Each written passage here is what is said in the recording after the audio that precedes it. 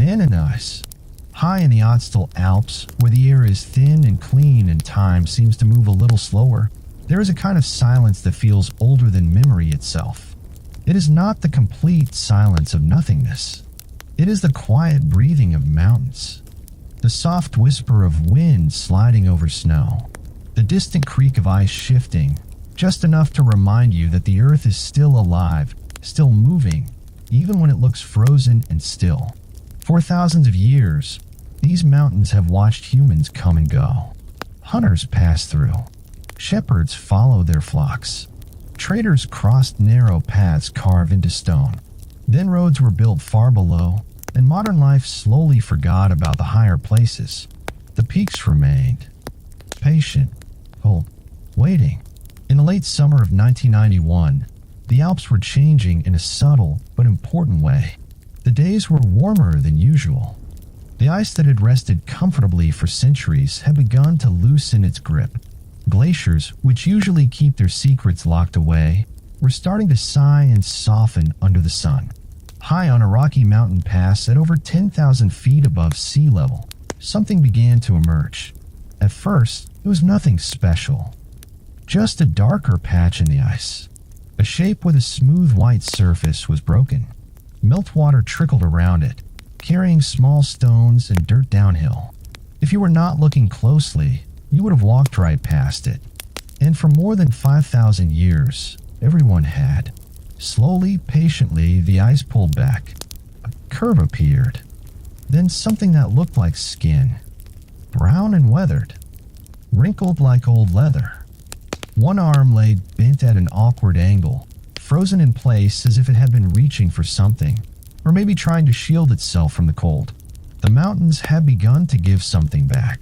On September 19, 1991, two German hikers, Helmut and Ötzi the Iceman, were making their way across the high alpine pass between Austria and Italy. It was meant to be a pleasant hike.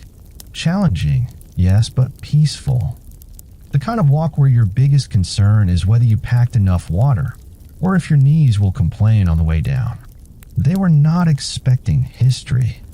As they crossed a shallow gully filled with melting ice, Helmut noticed something strange. At first, he thought it was a lost backpack, or maybe discarded gear from another climber. Then he saw what looked like a shoulder. Ahead, a face pressed sideways into the ice. They stopped. There was a body. The man was lying face down, his back and part of his head visible above the ice. His arms were outstretched, frozen in place. His skin was dark and tight, not pale like a fresh corpse. But people don't usually think ancient when they see a body in the mountains. They think unlucky. The Simons assumed what anyone would assume. This must be a climber who had died recently. Maybe he had fallen. Maybe he had been caught in bad weather. The Alps are beautiful, but they are not forgiving. Every year, people disappear up here. Some are found quickly. Others take longer. Some, it turns out, take several thousand years. Helmut tried to help.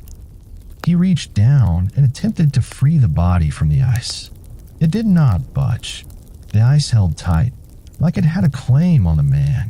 They could see clothing, but it looked strange. Not modern.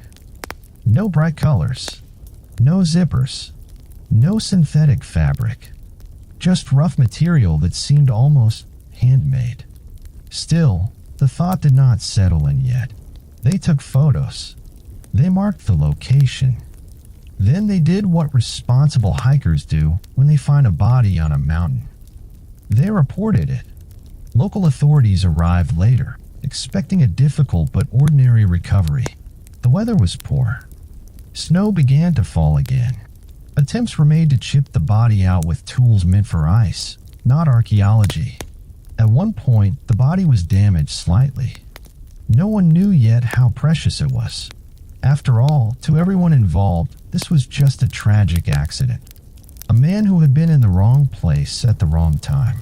But something about him did not fit. His clothes were wrong. His equipment was wrong. And there was no record of anyone missing in the area that matched his description. No modern boots. No plastic. No metal tools that climbers usually carry. As the ice continued to melt, more details appeared. A simple axe, a bow, arrows, carefully made, old in a way that felt deep, not just worn. This was not a man from last season, or last year. This was a man from another world. Still, no one was ready to say that out loud yet. The mountains, meanwhile, said nothing. They had kept their secret for thousands of winters and summers. A few curious humans poking around with ice axes were not going to rush them. But the silence was about to break. What the hikers had stumbled upon was not just a body. It was a moment frozen in time. A final breath preserved by chance, cold, and geography. A man who had walked these mountains long before written history, long before cities, long before anyone imagined that people in the future would carry tiny glowing rectangles in their pockets and hike for fun. He had not planned to be remembered.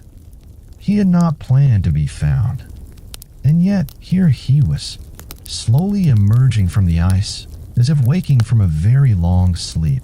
The past, quite literally, rising to the surface. The hikers walked away that day, thinking they had found a modern tragedy.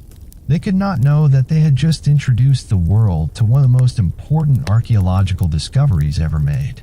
A man older than the pyramids, older than Stonehenge, a man whose name had been lost, but whose story was about to be told.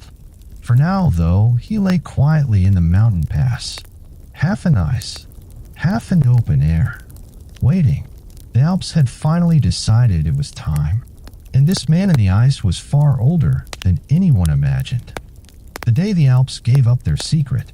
September in the Alps is a strange month. It is not quite summer, not quite winter. The sun can feel warm on your face, but the wind still carries a sharp edge, like it is reminding you not to get too comfortable. Up high above the tree line, the weather can change its mind every few minutes. Clear skies turn to fog. Calm air turns restless. Snow can fall even when the valleys below are enjoying late summer coffee outside. In 1991, the weather was doing something unusual. The summer had been warmer than normal. Glaciers that usually held their shape year after year were shrinking back. Ice that had not seen daylight in thousands of years was starting to melt. Slowly, quietly, without any announcement. The body lay at an altitude of more than 10,000 feet. Up here, even simple tasks feel harder. Breathing takes effort. Movement is slower. Tools do not always work the way you expect. And mistakes happen more easily, especially when you think you already understand what you are dealing with. At first, everyone thought they did. When the authorities were called, the assumption was clear. This was a modern body. A hiker or climber who had died recently. Tragic, yes, but not unusual for the Alps. Sadly, this mountain range knows many stories like that. So the response followed the usual routine. Rescue teams arrived with the goal of recovery, not preservation. They were not thinking about history. They were thinking about weather windows, safety, and getting a body down the mountain before conditions worsened. No one brought soft brushes or careful instruments. No one thought to stop and document every detail. Why would they? This was not a museum. This was a mountain. The ice was stubborn.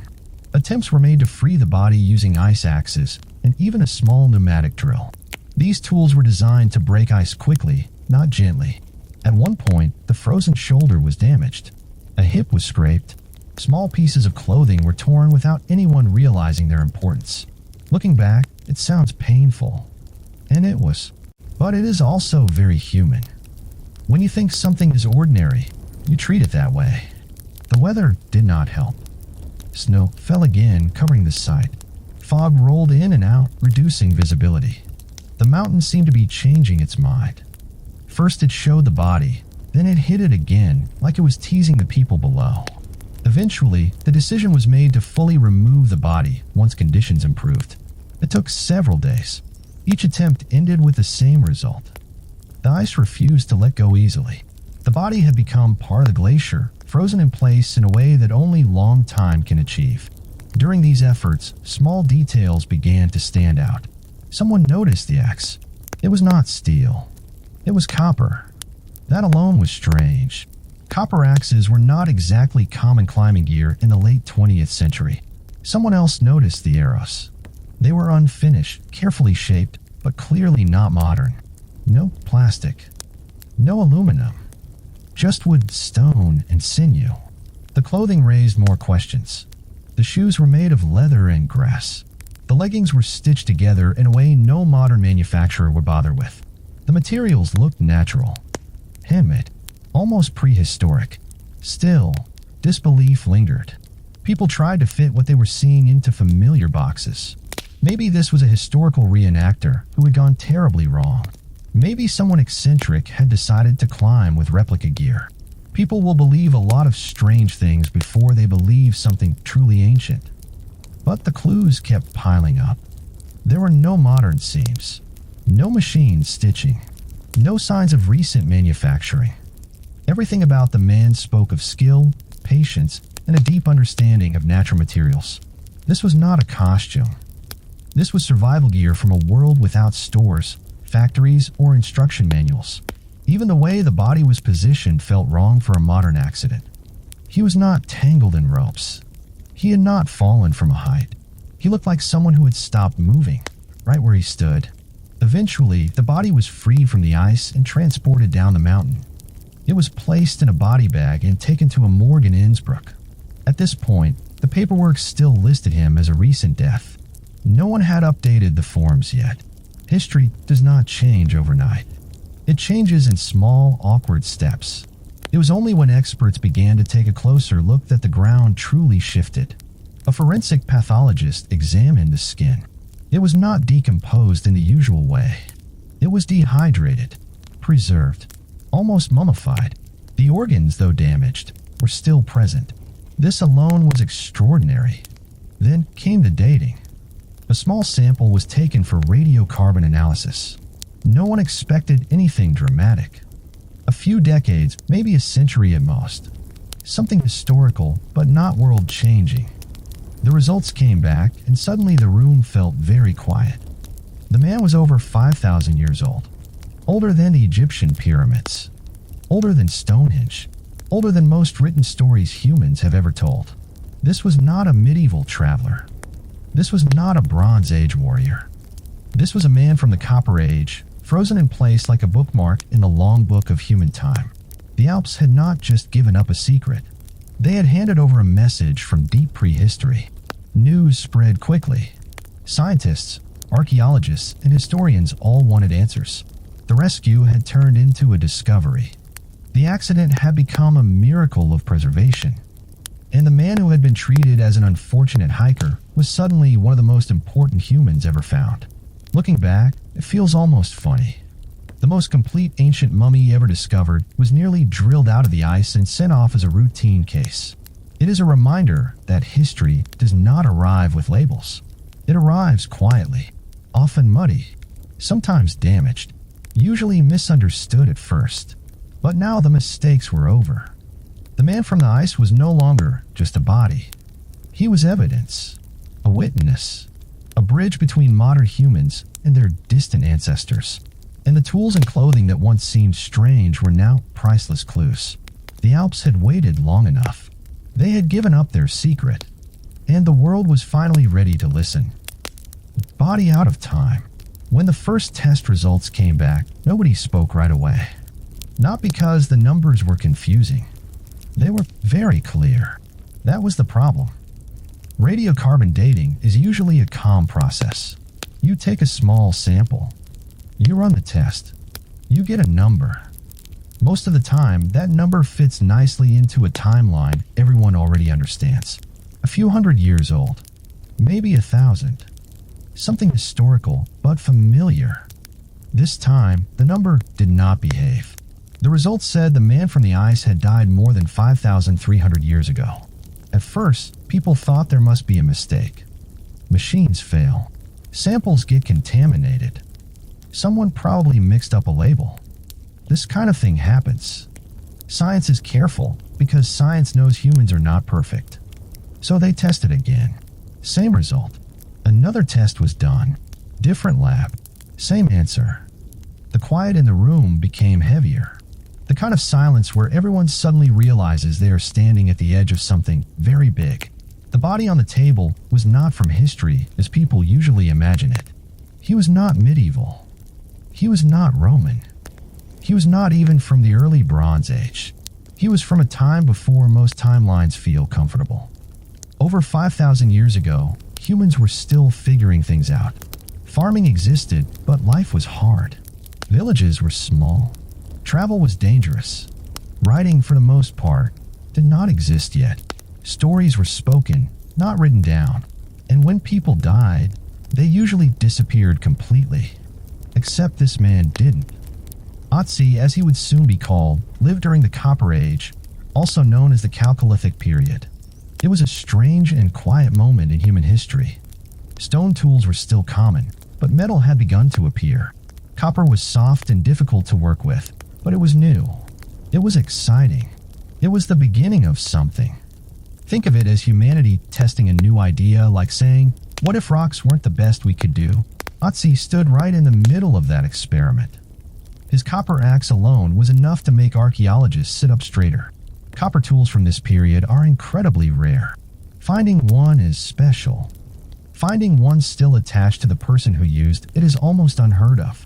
And yet, here he was. Clothes, tools, body, all together. Not scattered, not buried, not ruined by time. Preserved.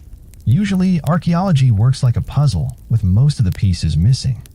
You find a bone here, a tool there, a footprint somewhere else. Then you guess. You compare. You argue politely in academic journals for many years. Ötzi changed that. He was not a fragment. He was the whole story frozen mid-sentence. His skin still covered his bones. His stomach still held food. His clothes were still wrapped around him the way he had worn them. Even his fingerprints were preserved. If you shook hands with him, you would have recognized him as human immediately. Cold, yes. Very cold. But human. This was unprecedented.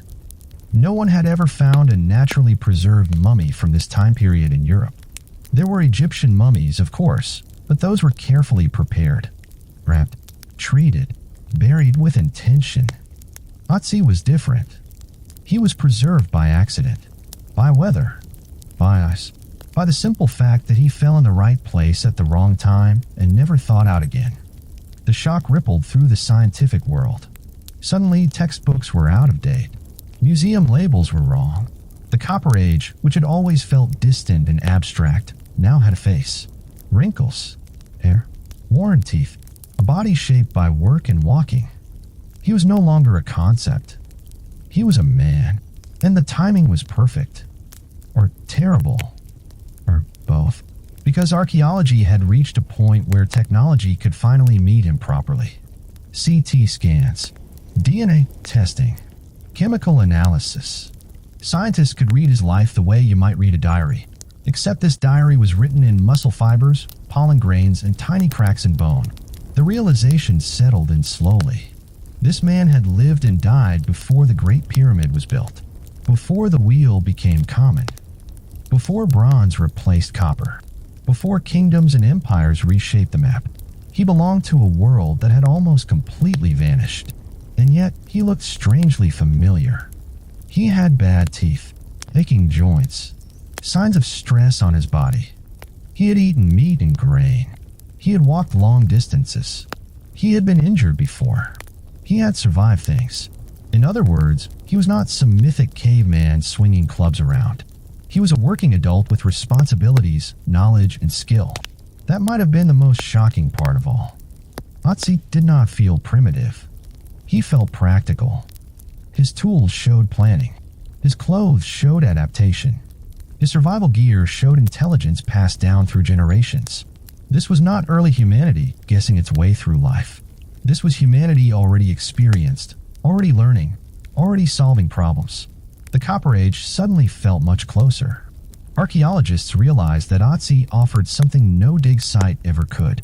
He was a snapshot, a single moment frozen so perfectly that it allowed researchers to stop guessing and start observing. What did people wear? Here it is. What tools did they carry? Right there. What did they eat before a journey? Still in his stomach. This kind of completeness simply does not happen. Many called him the most important archaeological discovery of the 20th century. Others said of all time. Arguments broke out politely, of course. Scientists are very good at disagreeing quietly. But on one thing, everyone agreed. Ötzi had changed everything. The Copper Age was no longer a blur between stone and bronze. It had a heartbeat. A man lying calmly on a table, 5,000 years out of place. Body out of time. And as researchers leaned closer, adjusting their glasses and lowering their voices, one question lingered beneath all the excitement. Not just who was he, but what happened to him. That question would take years to answer, and it would turn out to be far more complicated than anyone expected. But for now, the world simply stared. The Alps had given up a man from deep history, and he had brought his entire life with him. Naming the Iceman. Once the shock settled, once the headlines slowed down just a little, there was a simple problem no one could avoid anymore. They needed to call him something. Up to this point, he had been described in very official ways. The body, the mummy, the frozen man. These words worked fine in reports and press releases, but they felt cold, distant, like talking about a thing instead of someone. And the more scientists studied him, the harder that became. He had a face. He had hands shaped by work. He had worn his clothes in a particular way. He had lived long enough to collect injuries, habits, and wear patterns that only come from time. Calling him the specimen started to feel wrong. The name came from the mountains. He was found in the Ötzi the Alps, a rugged stretch of high land along the modern border between Austria and Italy. These mountains had cradled him, hidden him, and preserved him for over 5,000 years. It felt right that they should lend him his name. So they called him Ötzi. Short, simple, human, not a title, not a rank. Just a name you could say out loud without lowering your voice too much. A name you could imagine someone answering to once upon a time. And with that small decision, something changed. Ötzi stopped being just a discovery. He became a person again. Scientists noticed it almost immediately. Conversations shifted. Instead of saying the body shows signs of injury, people began saying Ötzi had been injured before. Instead of the specimen stomach contents, it became Ötzi's last meal. It may not sound like much, but language matters. The words we use shape the way we think. And once Ötzi had a name, it became harder to treat him like an object pulled from the ground.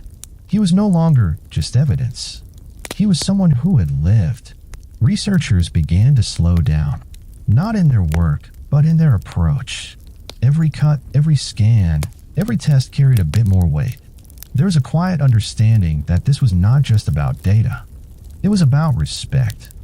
This led to serious conversations about ethics. Studying ancient human remains is nothing new.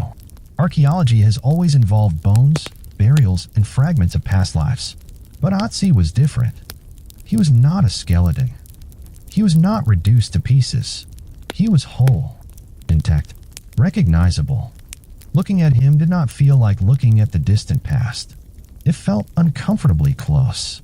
So scientists asked questions that do not always get asked loudly. How much should we take from him?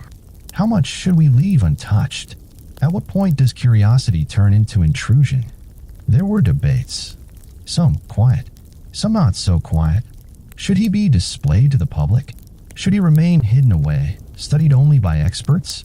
Did he belong to science, to history, or to the land where he was found? Different cultures answer these questions in different ways. Some argued that knowledge itself was a form of respect, that learning his story honored his life. Others felt that a man who never asked to be remembered deserved peace. In the end, a careful balance was chosen.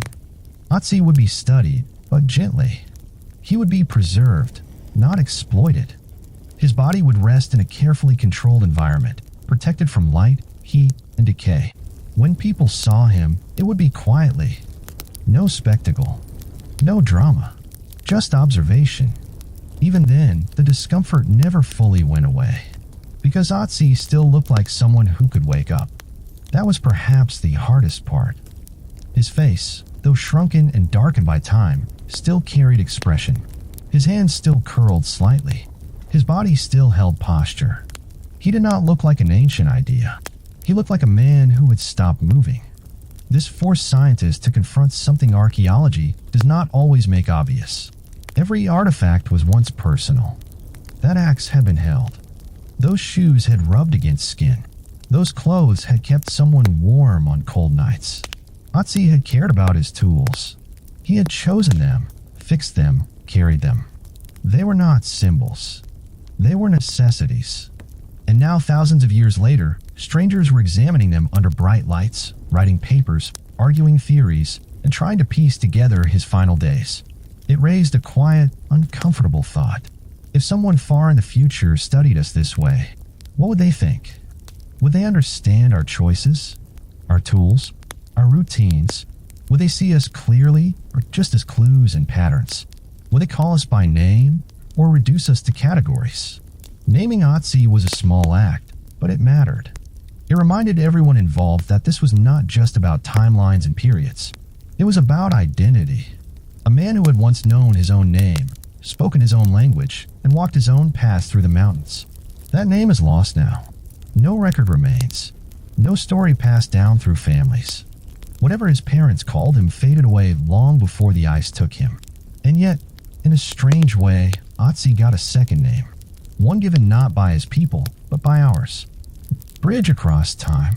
As years passed, scientists learned more and more about him. His health, his diet, his injuries, his tattoos.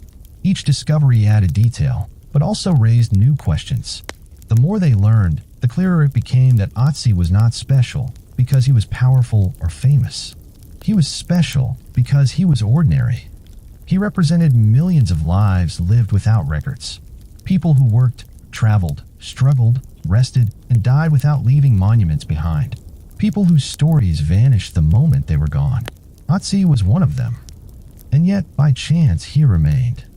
As researchers stood over him, carefully adjusting instruments and speaking softly, there was often a pause. A moment where science stepped back and something quieter took its place. Time.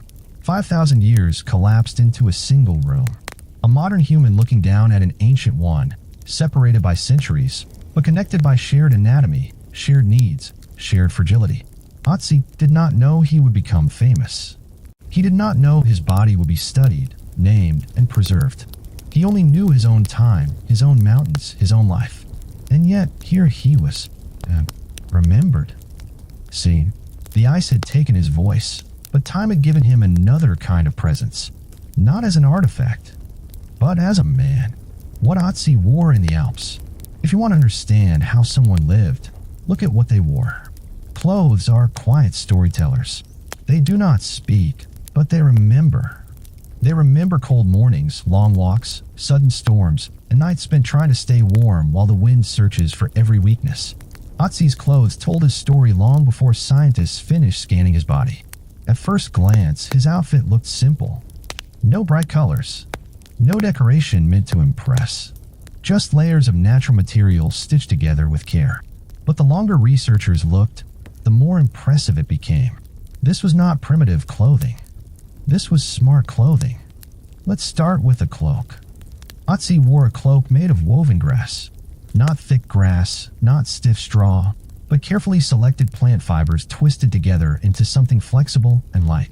It draped over his shoulders like a cape, helping shed rain and snow while allowing air to move through. It was not meant to trap heat by itself. It worked more like a shield, blocking wind and moisture. Think of it as an early version of a rain jacket.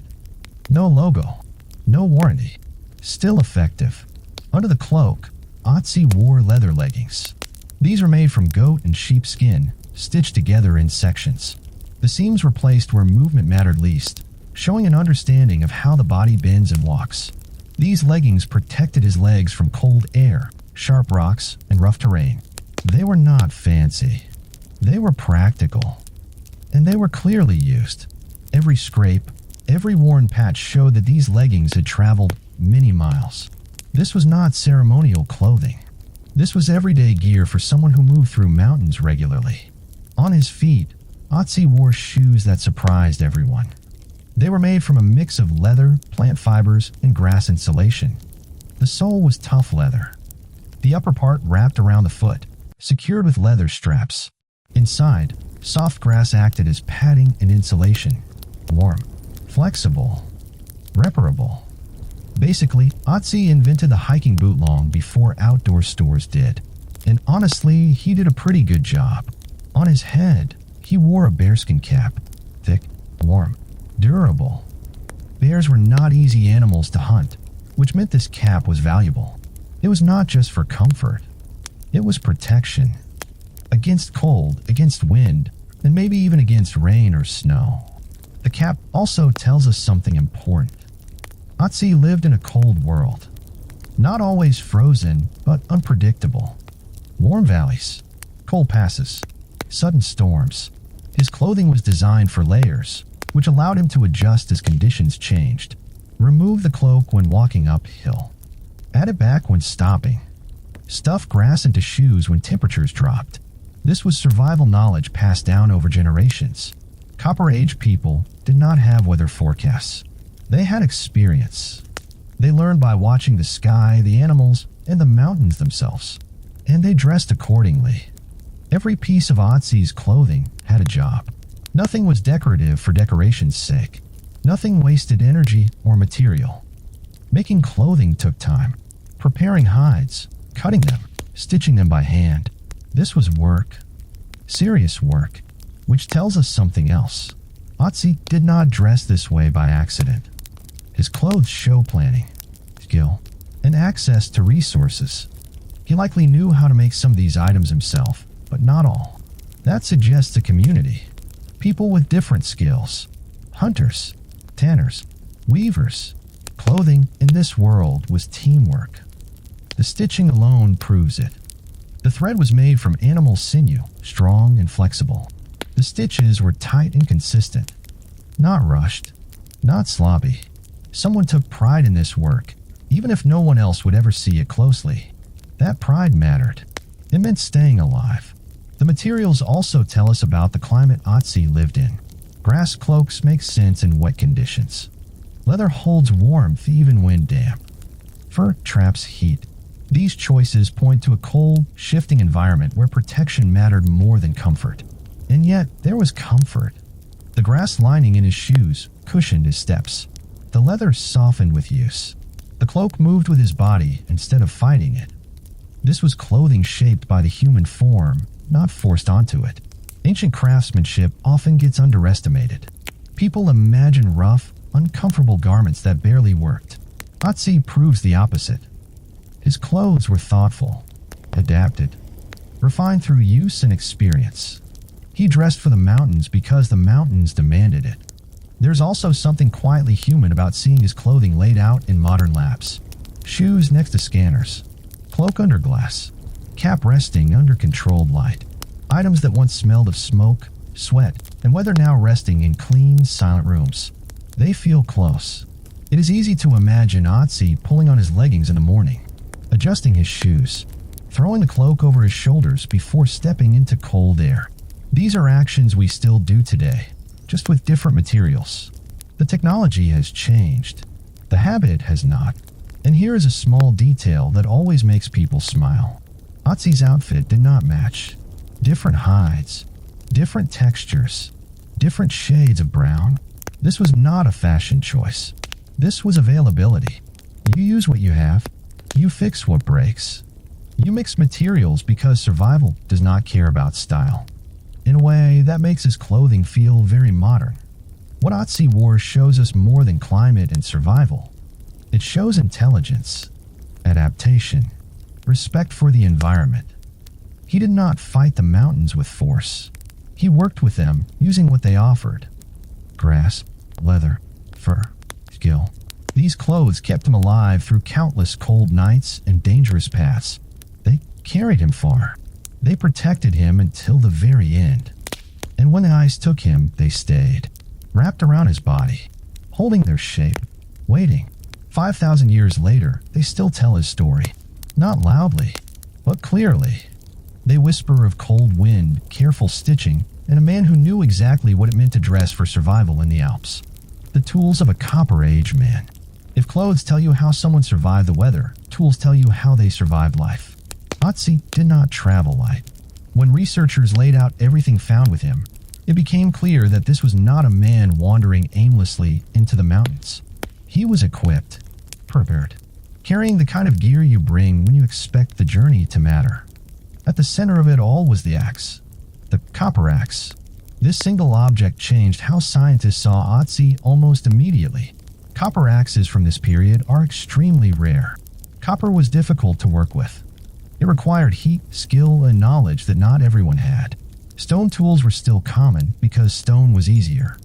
Copper was new, special, valuable, and Ötzi had one.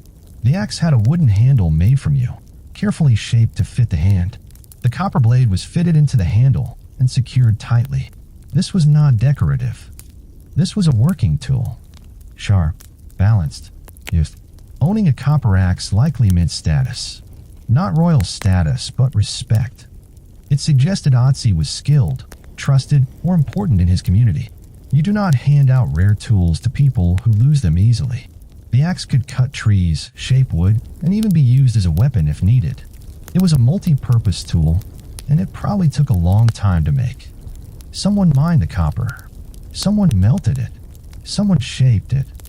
Someone else carved the handle.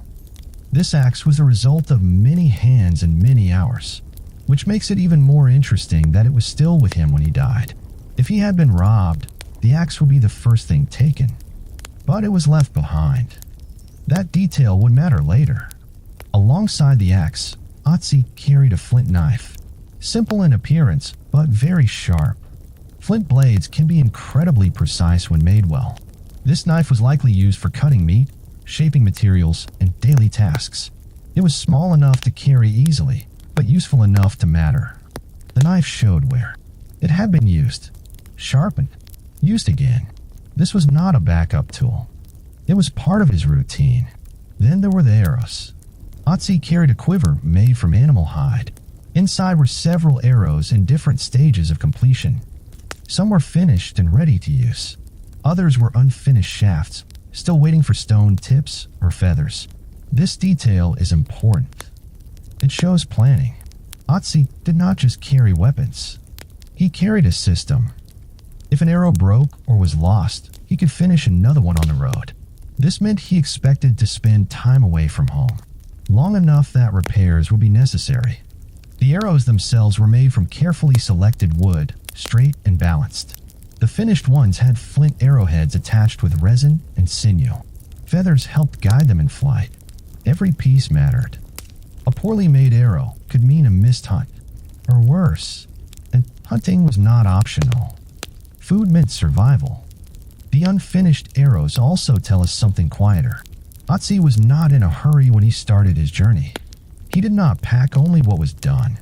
He packed what could be finished later.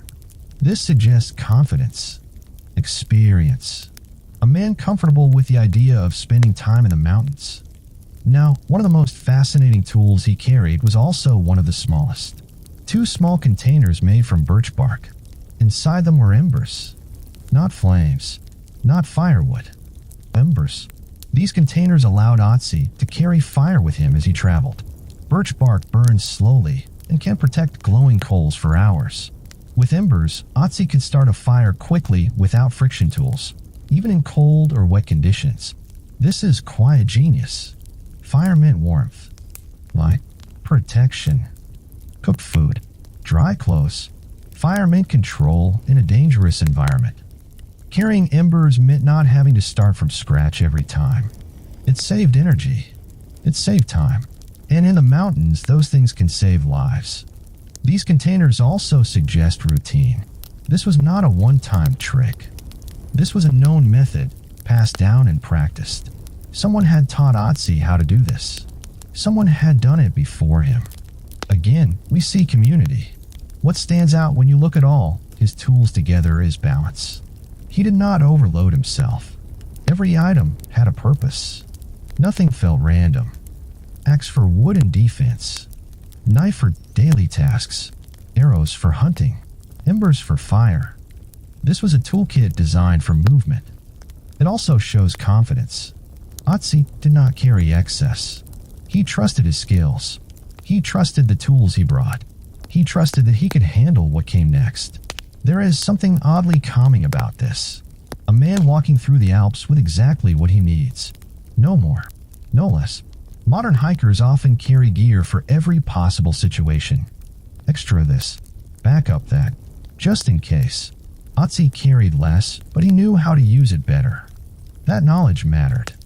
It is also worth noting what he did not carry. There were no luxury items. No symbols meant to impress others. No objects that served only one narrow purpose. Everything earned its place. And yet, the tools were made with care. The axe was smooth. The arrows were straight. The knife was sharp. These were not rushed items. They were crafted with attention and pride. That pride says something about how people saw their work. Making tools was not just functional. It was meaningful. Good tools reflected skill, patience, and experience. As scientists studied these objects, they realized they were not just learning about Ötzi. They were learning about an entire way of life. A world where survival depended on preparation, not speed. Where knowledge traveled through hands, not books. The tools had waited with him in the ice. Silent, still, holding the memory of how they were used. 5,000 years later, they spoke again. They told a story of a man who was ready for the mountains. A man who understood fire, wood, stone, and metal. A man who trusted his tools enough to walk into high places alone. And somewhere in that careful preparation, in that quiet confidence, is a small hint of tragedy. Because Ötzi was well equipped. Which means whatever happened to him was not caused by ignorance or lack of skill. The mountains did not defeat an unprepared man. They stopped someone who knew exactly what he was doing. The marks on his skin. At first, no one noticed them. That is understandable. When you find a 5,300-year-old man frozen in ice, your attention goes to the big things. The body, the clothes, the tools. Tattoos are not usually the first thing people look for, especially on skin that has spent thousands of years being very cold and very quiet. But as Ötzi was examined more closely, faint lines began to appear. Dark marks. Thin.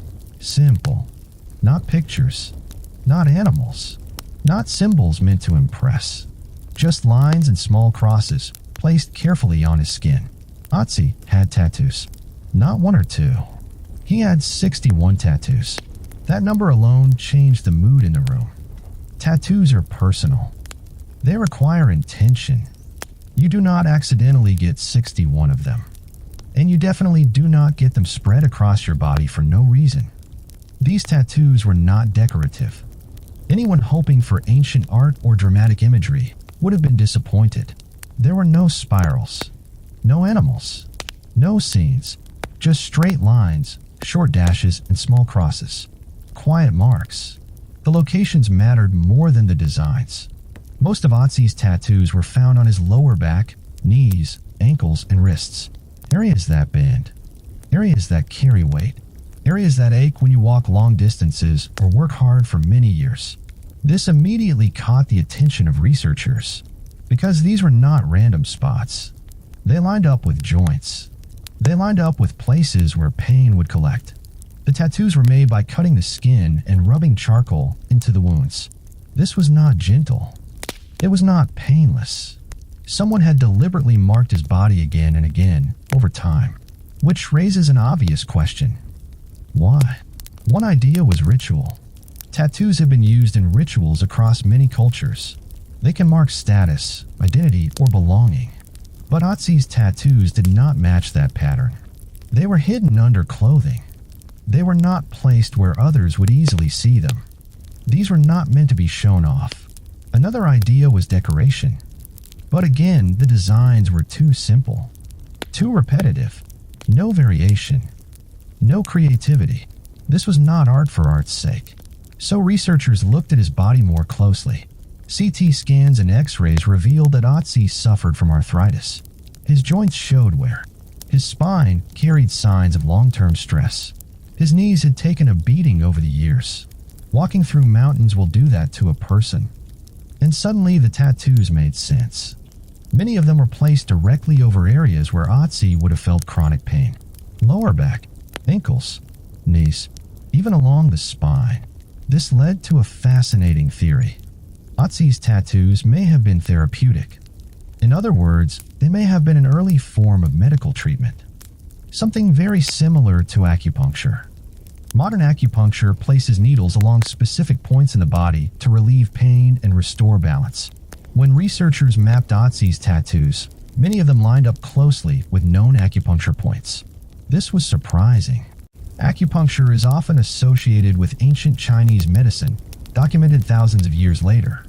And yet, here was a man in the Alps 5,000 years ago, possibly using a similar idea. Not with needles, with ink and cuts. This does not mean Ötzi understood anatomy the way modern doctors do.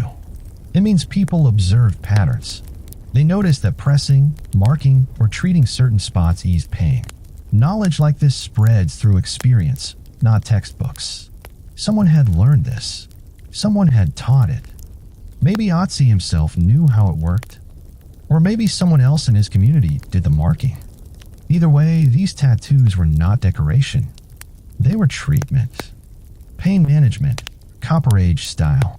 And if that sounds uncomfortable, that is because it probably was. There is something quietly human about this. A man living in a hard world, carrying pain in his joints, turning to the tools available to him. No pills, no doctors, just shared knowledge and a willingness to endure short pain for long relief. That is still a very human choice. It also tells us that Ötzi lived long enough to develop these problems. Arthritis does not appear overnight. It builds slowly, over years. This was not a young man. He had lived, worked, carried loads, climbed slopes. His body kept score. The tattoos also show planning. They were not all done at once. Some cuts were deeper than others. Some marks had healed differently. This suggests they were added over time as pain appeared or returned, like check marks on a map of the body. Another detail makes these tattoos even more interesting. They are the oldest known tattoos ever discovered on a human body. Not the most artistic, not the most dramatic, but the oldest. That matters. It pushes the history of tattooing far back into the human story. It shows that marking the body has always been part of how humans understand themselves and their pain. Tattoos were not about rebellion or fashion. They were about relief. There is something calming about that idea.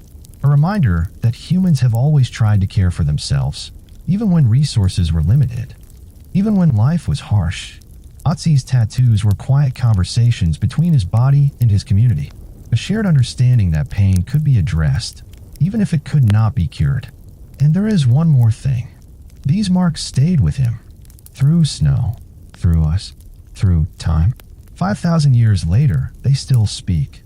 They tell us that Ötzi felt pain, that he sought relief, that he trusted the knowledge passed down to him, that he allowed his body to be marked in hope of feeling better. That is not primitive. That is deeply human. In modern labs, under soft lights, scientists studied these faint lines with great care. They photographed them, mapped them, compared them to modern medical charts, all while knowing that these marks were once part of someone's daily life. Someone who woke up stiff in the morning, someone whose knees ached on long walks, someone who knew exactly where it hurt. Ötzi's tattoos do not shout. They whisper. They whisper about pain, patience, and ancient knowledge. About a man who carried his history not just in his tools or his clothes, but on his skin. Marks made in hope. Marks that lasted longer than anyone could have imagined. And in those simple lines and crosses, the past reaches out gently, reminding us that even 5,000 years ago, people were looking for ways to feel just a little bit better. The life Ötzi lived. Once you stop looking at how Ötzi died, a more interesting question appears. How did he live? Not the dramatic moments, not the mystery, just the ordinary days, the mornings, the routines, the kind of life that does not make it into legends, but makes up almost all of human history. Ötzi likely lived in the valleys below the high Alps, not on the frozen passes where he was found, but lower down, where grass grew and water flowed more gently. These valleys offered shelter from the worst winds and access to forests, animals, and farmland. This was not wilderness in the modern sense. It was a lived-in landscape, paths worn into the ground, Seasonal camps. Familiar routes passed down through memory rather than maps. He probably lived in a small settlement. A few houses, stone and wood structures, smoke rising from hearth fires, dogs nearby, children learning by watching adults work. Nothing fancy, nothing quiet either. Life in the Copper Age was busy. Ötzi's diet tells us a lot about that life. Scientists studied the contents of his stomach and intestines, which is not a sentence anyone expects to read about a 5,000-year-old man, but here we are. What they found was surprisingly balanced. He ate grains, early forms of wheat and barley, likely made into flatbreads or porridge. Simple food, but filling. Good for energy. Easy to store. He also ate meat, ibex, deer, wild animals hunted in the mountains. These were not fast food meals. Hunting took time, skill, and cooperation. Tracking animals, setting traps, making sure nothing went to waste. Meat provided fat and protein, especially important in cold environments. Ötzi's final meals included a good amount of fat, suggesting he knew exactly what his body needed for long travel. This was not random eating. It was planned. His diet shows knowledge of seasons and resources. Grains when harvest allowed. Meat when hunting was successful. Berries and plants when available. This kind of balance does not come from guessing. It comes from generations of experience. Ötzi's teeth also tell part of the story. They were worn, but not ruined. Grain-based diets often leave grit from stone grinding tools, which slowly wears teeth down. Ötzi's teeth show this wear, meaning he ate a lot of ground grains over his life. Again, very human. Now about movement. Ötzi did not stay in one place all year.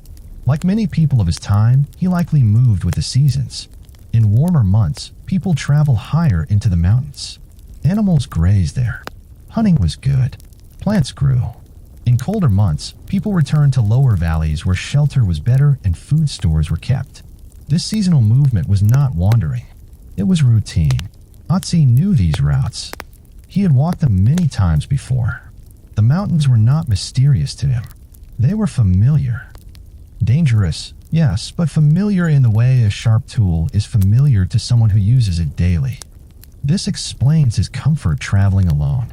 He knew where to go, where to rest, where to find water, where storms might hit. It also explains his clothing and tools. Everything he carried made sense for someone used to moving between environments. Flexible, reparable, reliable. Daily life, though, was not all travel. Most days were probably spent doing what humans have always done. Gary, preparing, talking, working. Ötzi may have helped tend animals. Sheep or goats, likely. He may have helped with planting or harvesting grains. He may have repaired tools, stitched clothing, or helped teach younger members of the community. There is no evidence that he was a chief or leader, but his copper axe suggests he was respected, trusted, perhaps experienced, someone who had proven himself useful and reliable. Communities at this time depended on cooperation. No one survived alone for long.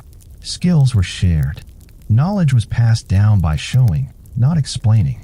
Children learned by watching. Adults learned by doing. Mistakes were remembered. Family life likely revolved around shared tasks. Cooking over open fires. Sleeping close together for warmth. Stories told at night, not for entertainment alone, but to pass on knowledge. Where animals migrate. Where floods happen. Which paths are safe. Ötzi grew up in this world. He did not question it. It was simply how life worked. That makes his final journey feel even more human. He did not wake up thinking he would become famous. He likely woke up thinking about weather, supplies, and distance, about what needed to be done before nightfall. Maybe he was traveling between settlements. Maybe he was involved in trade. Maybe he was delivering tools or food. We cannot know for sure. But we do know this. He was not lost. Everything about his gear, his diet, and his movement suggests intention. This was a normal journey for him. Challenging, but not reckless. And somewhere along the way, things changed. But before that, there were many ordinary days. Days where Ötzi walked familiar paths, ate familiar food, worked alongside familiar faces, felt pain in his joints, felt warmth from fire, felt tired at the end of the day. He lived a life shaped by nature, but not dominated by fear of it. The mountains were not enemies. They were part of the routine. That life, quiet and hardworking, did not leave monuments behind. It did not write itself into history books. But it mattered, because it represents millions of lives just like it. Lives lived fully, then lost to time. Lives that built the foundation for everything that came later. Ötzi is special because we can see him. But the life he lived was ordinary. And that is exactly why it is important. It reminds us that history is not just made of kings and wars. It is made of people waking up, doing their work, caring for their communities, and going to sleep. Most of the time. Until one day they do not. And in Ötzi's case, the mountains remembered. The final journey begins. At some point, Ötzi left the valley. Not for a stroll. Not for fun. He was traveling. Moving through the mountains. Alone. And that alone makes this chapter of his story quietly tense. We can only guess why. Maybe he was visiting another settlement. Maybe he was hunting or checking traps. Maybe he was carrying messages, food, or tools. Whatever the reason, the journey took him into high exposed terrain. The mountains were not gentle here. The paths wind and rise, steep and rocky. Streams cut across routes. Fog drifts suddenly. Snow falls unexpectedly. Even experienced travelers must pay attention. One wrong step can be painful or worse. Researchers have mapped his likely route by examining the location where he was found and the trails available in the Alps at the time. He may have started at a lower valley settlement, moving upward along familiar paths that climb past forests and meadows, through narrow passes and into glacial ridges. By the time he reached the high passes, the air was thin, cold. Wind could cut through layers. The snow, even in late spring or early summer, could surprise travelers. A small storm could slow anyone down, even a man with skill and experience. Ötzi was prepared. He had layered clothing, sturdy shoes, and a copper axe. He carried tools and food. He knew the mountains. He had done similar journeys many times before. And yet, something about this one would be different. Why he traveled alone is another mystery. Traveling in pairs or groups is safer. Humans tend to move together in dangerous places. But Ötzi was not with anyone. Perhaps he wanted privacy. Perhaps the purpose of the journey required discretion. Or perhaps he simply underestimated the risk.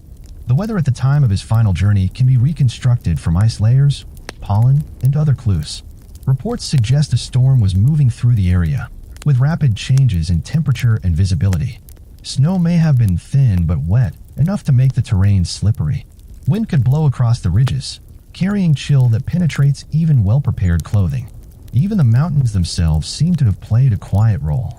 The altitude means each step requires more effort. The terrain forces careful movement. Any small injury, twisted ankle, strained knee, can slow progress. Ötzi was no stranger to these challenges.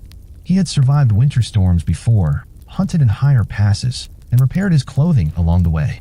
He knew how to find shelter, to light a fire, to navigate using landmarks. Yet there is a subtle tension in knowing that this journey, like many others, would end differently.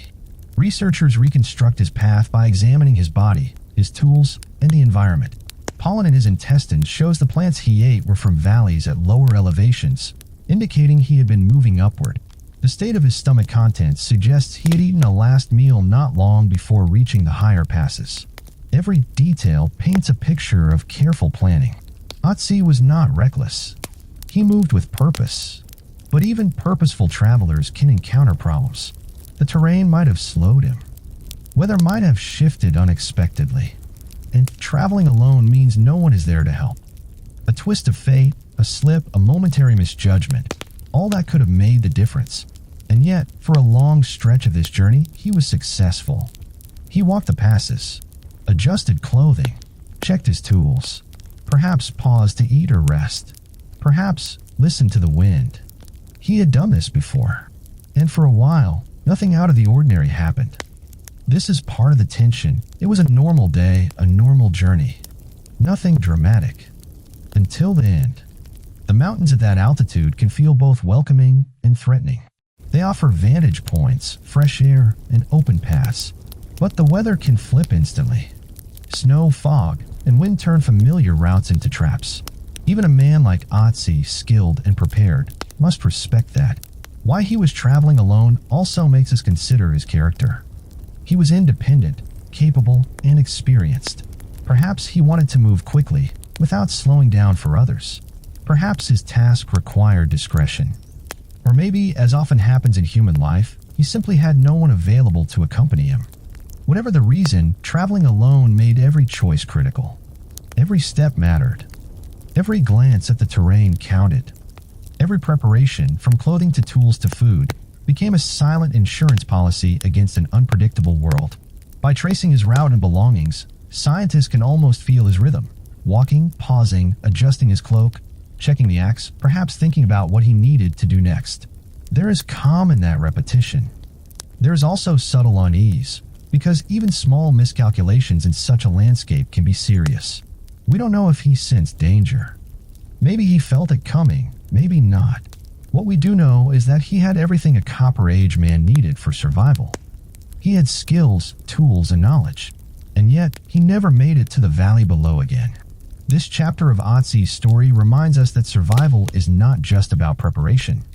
It is also about chance, timing, and the quiet unpredictability of nature. He walked the mountains as he always had, fully prepared. A man confident in his skills, in his tools, in his knowledge of the paths. And still, something changed. The final journey begins like any other, calm, deliberate, ordinary. But the mountains, as they always do, hold their secrets. And for Ötzi, the quiet tension of that day would shape history forever. The last meal. One of the most human things about Ötzi is also one of the quietest. His last meal. We all eat. It's routine. Nothing remarkable until it isn't. For Ötzi, his final meal became a message across 5,000 years, preserved in his stomach, waiting for science to read it. When researchers examined his digestive system, they found something extraordinary. Not just remnants, but a snapshot, a small, intimate look at what he ate hours before his death. The contents included grains, early forms of wheat and barley, likely pounded into a coarse flour and made into flatbreads or porridge. Soft, filling, easy to chew. Not gourmet, not fancy, but effective. Reliable fuel for a man about to move through the mountains. And meat, fatty meat, from wild animals, ibex and red deer. High in protein, yes, but also high in fat. Fat matters in cold conditions. It's concentrated energy, slow-burning energy, a survival nutrient. It's like packing a power bar with bonus calories, but made by nature and skillfully hunted. You can almost imagine him sitting down somewhere along a ridge or in a small shelter, spreading out flatbread, slicing some smoked or dried meat, and eating. Careful, methodical, knowing he had a long journey ahead. What makes this last meal remarkable is what it tells us about planning. Ötzi was not eating randomly. He was fueling his body for endurance. A man on a high-altitude trek cannot survive on empty bread or lean protein alone. He needed fat to keep his core warm, grains for slow-burning energy, a little water if he had it. And he had thought of all that. Even the combination of foods tells a story. Meat alone would be heavy and hard to digest. Bread alone would not provide enough calories for mountain travel. Together, they are balanced, practical, and intelligent. It's hard not to feel connected to him here. We all eat. We all make choices about food. Ötzi's last meal was ordinary in one sense. He ate what was available, what he liked, what would keep him moving. But it was also extraordinary, because it tells us exactly where he was when he ate and what he needed to survive. Science can read final meals like a story. Through digestion, researchers can estimate the time between eating and death. They can see what order foods were eaten in, what kind of preparation they underwent, even clues about the season. For Ötzi, this meant understanding the timing of his last day. The grains and meat suggest he ate perhaps 2 to 3 hours before his final hours. Enough time for partial digestion to occur.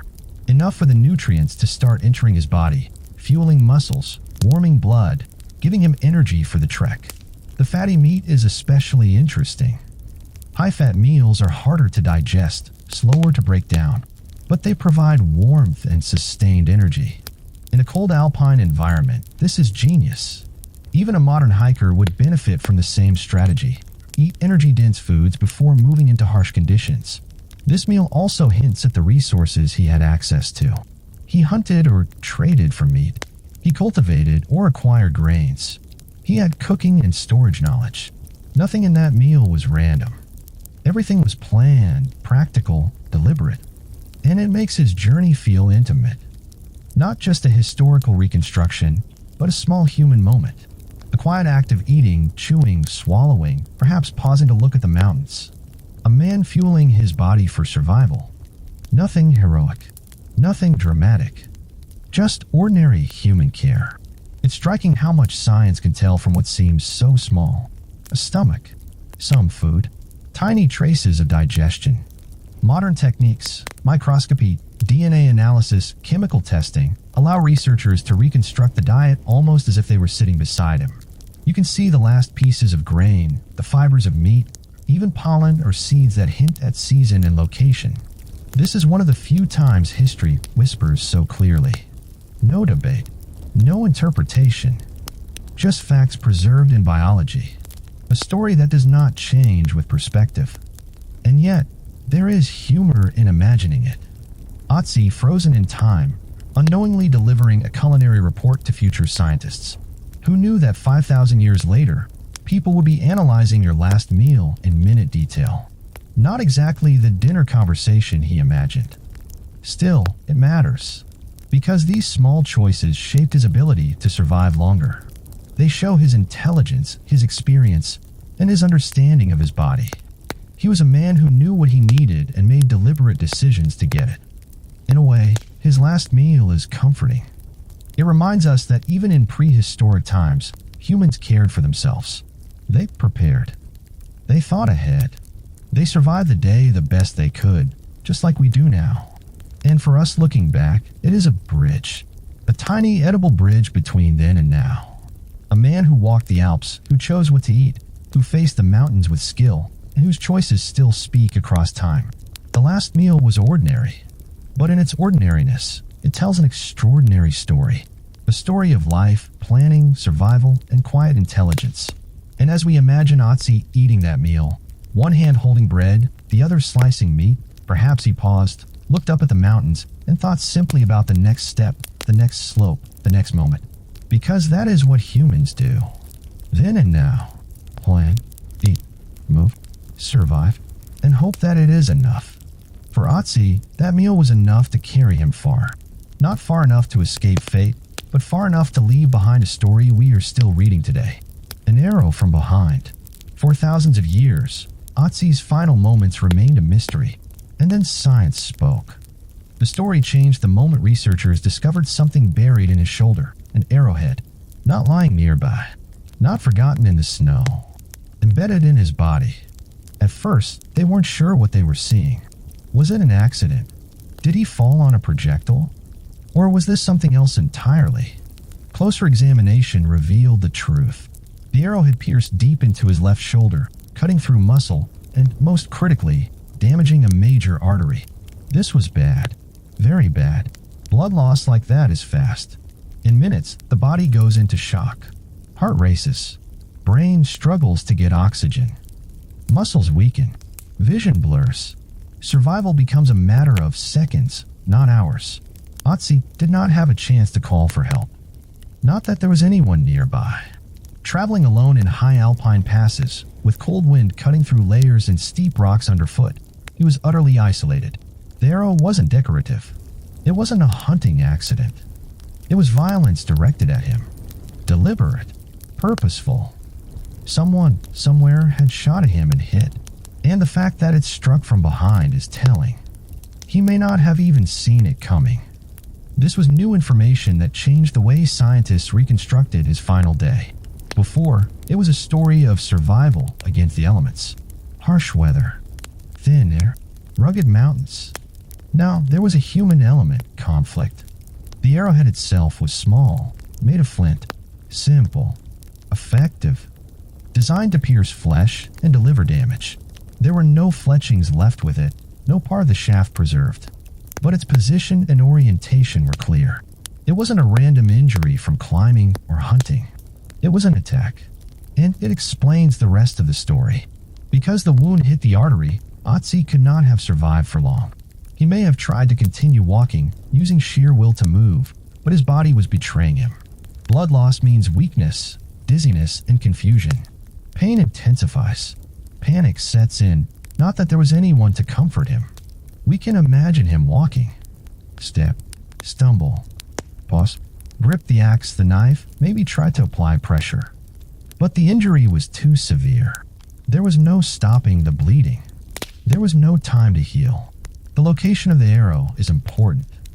The shoulder is close to the torso. Even if the arrow missed the heart, it hit a major artery, making survival beyond minutes unlikely. This was not a prolonged struggle over days. This was rapid, abrupt. Life ended too soon.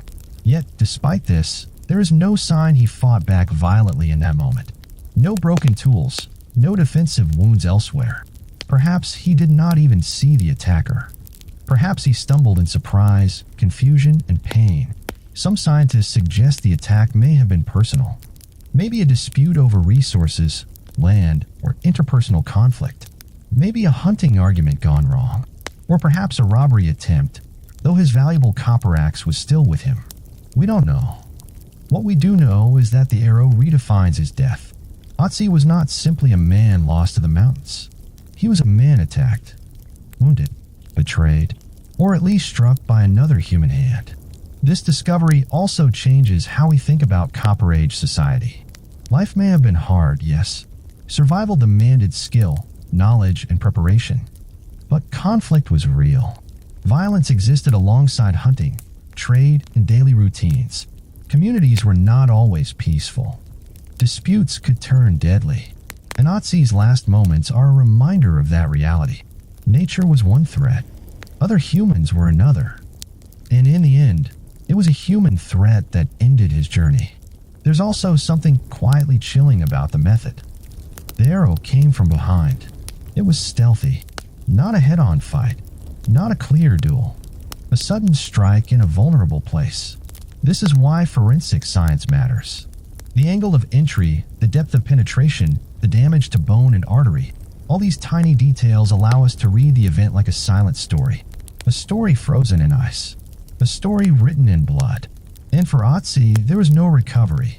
No heroics. No escape. Just the human reality of violence, pain, and mortality. The ice preserved his body so well that the arrowhead remained exactly where it struck, holding the secret until modern science arrived. And in doing so, it offered a final, undeniable clue to how his life ended. It is sobering. A man who would survive harsh weather, rugged mountains, and dangerous hunting expeditions was ultimately felled by another person. Not fate, not accident, not hunger, but an arrow. It also tells us something about courage. He had prepared for mountains, storms, and wild animals. But human unpredictability is a different challenge. A challenge Ötzi could not outweigh. We can almost see him in those final moments, stopping, staggering, trying to stay upright. Feeling blood loss, feeling weakness, feeling the world tilt. Perhaps thinking, I didn't see this coming. Then darkness. Quiet. The mountains reclaiming him. And the arrow remains silent, embedded. A frozen signature of a violent act, carrying a story for thousands of years. Through that tiny flint tip, science can read tragedy. Life and death, skill and misfortune, survival and sudden violence. All in a single, simple object. And that is why Ötzi fascinates us still. Because even in death, he tells a story. Not just of survival, but of vulnerability. Of a man living his life, prepared in every way. Except for the one thing no preparation can guard against. Another human hand. The arrow from behind is small, sharp, and deadly. But it speaks volumes. It whispers of mystery, of tension, and of the final, irreversible moments of a life frozen in ice. Was Ötzi murdered? The arrow in his shoulder raised a question almost immediately. Was Ötzi murdered? It's the kind of question that grabs headlines today. Ancient murder mystery solved. But here, we take a calmer approach. Science doesn't need flashy words. It needs evidence, reasoning, and patience. The first theory is the ambush theory. The idea is simple. Ötzi was traveling alone through the mountains. Someone knew it, and they waited. A sudden strike. An arrow from behind. No warning. No chance to defend. It's plausible. High-altitude passes are predictable. People traveled the same routes repeatedly. If a dispute existed over territory, hunting grounds, or even personal grudges, an ambush would be easy to set up. The mountains provided concealment, just as they provided exposure. Then there's the possibility of tribal conflict or betrayal. We know Copper Age communities were small but interconnected. Families and clans moved in territories. Disputes could arise over resources, hunting areas, grazing land, or even tools and grain. Perhaps Ötzi was caught in one of these disputes. Maybe he angered someone, or maybe someone wanted to send a message. The attack from behind could suggest betrayal. He trusted someone he shouldn't have, or he was in the wrong place at the wrong time. The robbery theory is another option. Maybe the attacker wanted his copper axe. That axe was valuable. Copper was rare. Tools were not only practical, they were status symbols. But here's the problem with that idea. The axe was still with him. Still intact. Still functional. Whoever shot the arrow didn't take it. That detail doesn't fit the typical robbery scenario. If it were a simple theft, the axe would be gone. So what does that tell us? Maybe the motive wasn't theft. Maybe it was something else entirely. A personal grievance, a warning, or a dispute that escalated too quickly. Science also reminds us to be cautious. We cannot know for sure. Evidence can tell us that an arrow struck from behind, that it damaged an artery, that Ötzi bled out and died quickly. But the why? That remains uncertain. We know facts: location, wound, tools, clothing, injuries. We can reconstruct his movements and diet. We can even read his last meal. We can guess theories, yes. Ambush, conflict, betrayal. But these remain theories, not certainties. The evidence supports possibilities, not conclusions. It's tempting to imagine dramatic scenes. Two men arguing over a hunting spot, a hidden figure in the snow, a desperate chase. But reality is often quieter. Life, even violent life, can be sudden and brief without drama. Scientific restraint matters here. It keeps the story grounded. It reminds us that the mountains hold secrets we may never fully understand. Ötzi's death was violent, yes, but the human motivations are mostly invisible now. We also learn something about Copper Age society through this restraint. Violence existed. Betrayal and disputes existed. But it was also a society where tools were valuable, communities were interconnected, and knowledge about travel, food, and survival was shared carefully. Ötzi's death shows both skill and vulnerability. He prepared for nature, weather, and terrain. He was careful, equipped, and experienced. And yet, he could not prepare for everything, especially human unpredictability. Thinking about motives is interesting. But it's more interesting to see how the body tells the story. The arrow, the wounds, the lack of defensive injuries elsewhere, the untouched axe. All these clues speak louder than imagination. We may never know the exact reason Ötzi was shot, but we do know this: he was skilled, prepared, and careful. And even so, one human action ended his journey. In some ways, that is enough to hold on to. It is a story without need for sensationalism. A man lived, prepared, moved carefully, and encountered another human who changed everything in a single moment. The theories, ambush, betrayal, conflict, robbery, remain, but they do not define him. They do not define the life he lived. They only hint at the risks humans have always faced, from nature, from circumstance, and from each other. Ötzi's story teaches balance.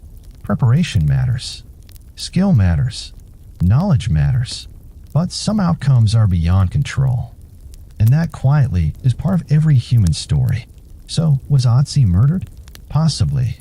Likely, even. But the why remains a mystery. And maybe that is exactly what makes the story so enduring. A man frozen in time, carrying the truth of his life and the unknown of his death into the present. The fall into the ice. The final chapter of Ötzi's journey is quiet, almost painfully quiet. After the arrow struck, after the blood loss, the struggle ends. Not with noise, not with fanfare. Just a body slowing, faltering, and finally succumbing to gravity and exhaustion. Researchers reconstruct his last moments with careful study of his position in the ice, the angle of the wound, and the surrounding terrain. The picture that emerges is simple, human, tragically ordinary. He collapsed, not dramatically, not falling in a grand tumble. Just a man weakened by injury and blood loss, sliding, stumbling, and finally resting where the mountains would keep him for thousands of years. The snow came soon after. Not a storm, not instantly, just layers slowly covering him, pressing gently against clothing and skin, filling the spaces between boots, hands, and tools. Each snowfall wrapped him closer to stillness, until movement became impossible. In a way, the mountains took him in. They did not rush. They did not demand. They simply continued their cycles, leaving him where he fell. And in that quiet embrace, his body began to preserve itself. Cold, slow decay. Blood stiffened. Muscles froze in place. Skin hardened. The ice acted as a time capsule, sealing away not just the body, but the details of life and death, the tools, the last meal, even the faint tattoos etched into skin for pain relief.